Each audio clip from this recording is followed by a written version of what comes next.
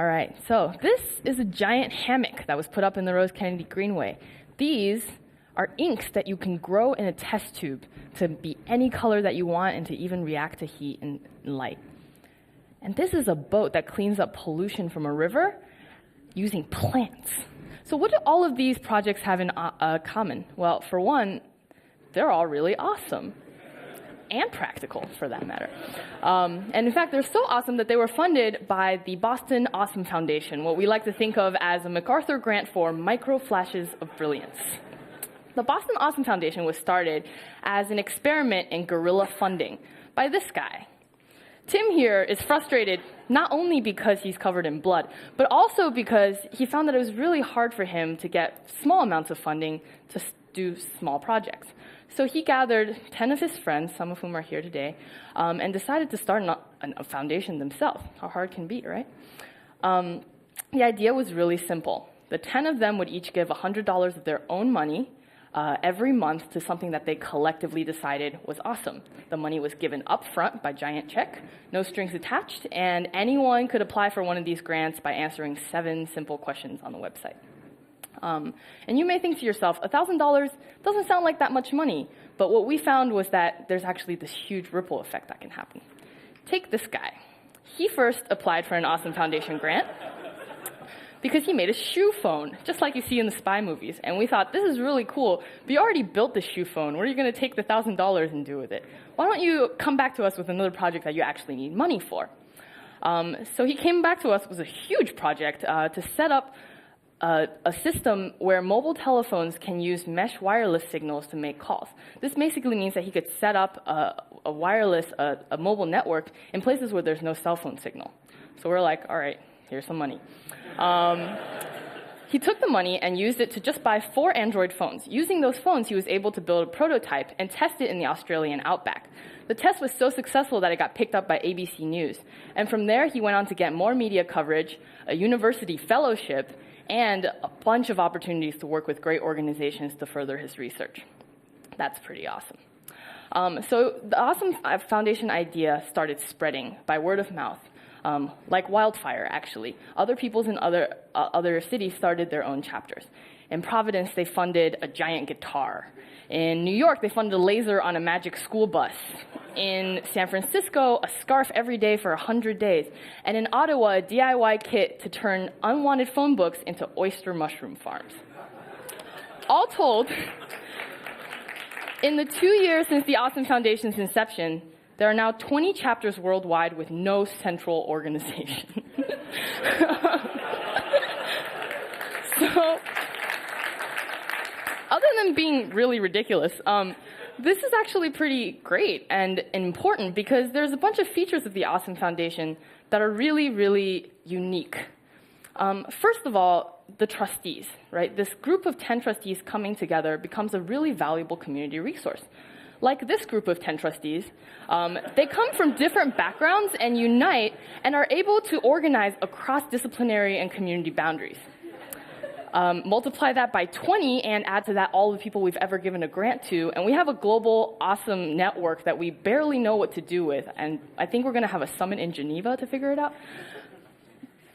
The second thing is that there were some huge ideas here today, but those are the ideas that change the world, but the small ideas are the ones that keep the world moving.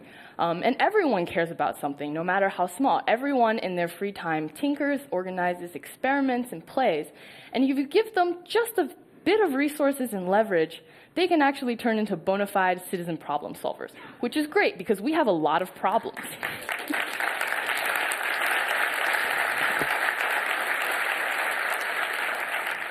And the lucky thing for us is that problem solving seems to be addictive. So you do it once and you're hooked for life.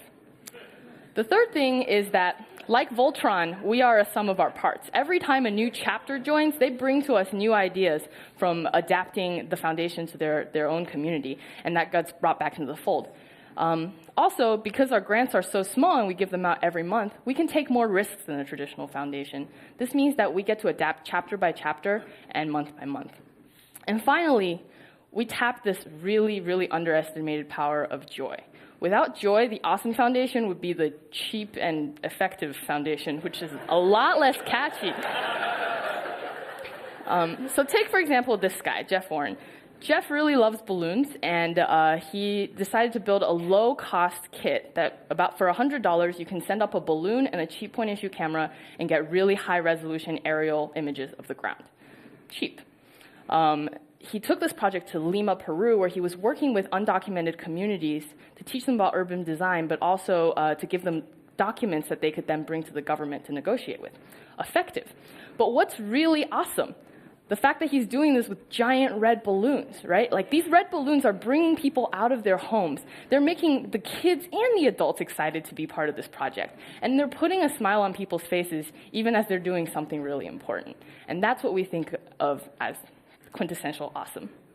So when the aforementioned horrific BP oil spill happened, we gave Jeff an Awesome Foundation grant to go down to New Orleans. And in this time of unprecedented environmental disaster, Jeff and his balloons were able to bring some fun into the lives of these activists, as well as giving them this incredible resource where they can see where the oil is coming onto shore.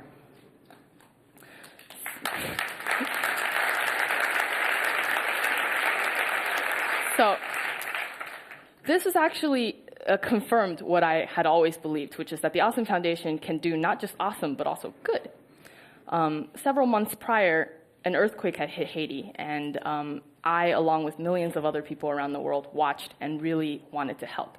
And to be completely honest, I was pretty frustrated by my options. And there were great organizations doing work there that are still doing work there, like Partners in Health.